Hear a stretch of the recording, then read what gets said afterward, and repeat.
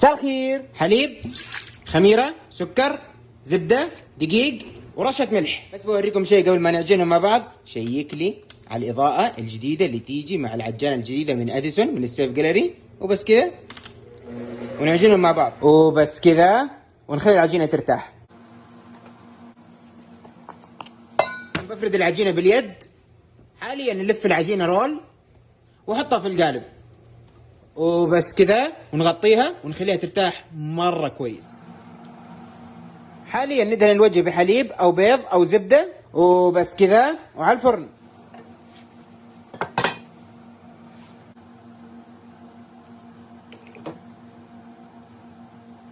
وبس كذا وبالعافية. والطعم من جد جنان. شوف الطراوة قطمة.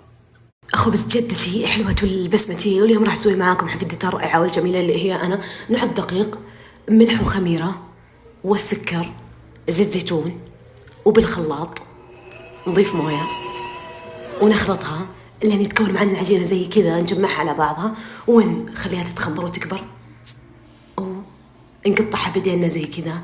نردها نمسح بها الأرض، ثم بخبازة هوم إنك الحمراء نشغلها ونحط أول قطعة وراح تشوفونها كذا راح تنتفخ وتصير مرة جميلة. ثم تقديم جدتي تحب الشاي الكرك ثم عوافي.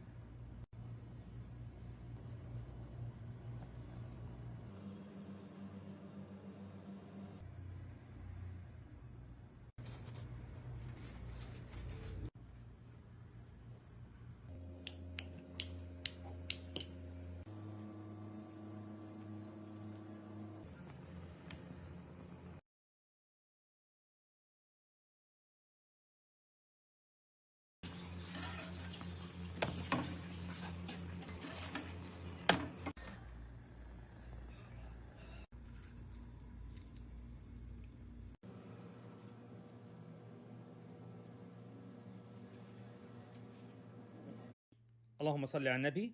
ندوب الخميرة مع الحليب، بيض وملح وأعشاب ريحانة وزعتر. نضيف الدقيق والبيكنج باودر، نضيف الزيتون وأي نوع جبن تحبوه والخميرة مع الحليب ونخلطهم. وآخر شيء نضيف زيت زيتون ونعجنهم ونغطيها ونخليها تتخمر ساعة. بعد ما تتخمر نقطعها ونسويها كرات ونغطيها 10 دقائق.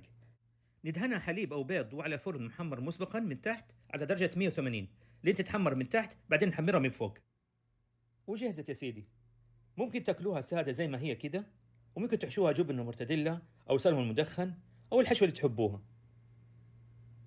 نقول بسم الله. ألذ من كذا ما في. ما أقول لكم الطعم خطير وبالعافية.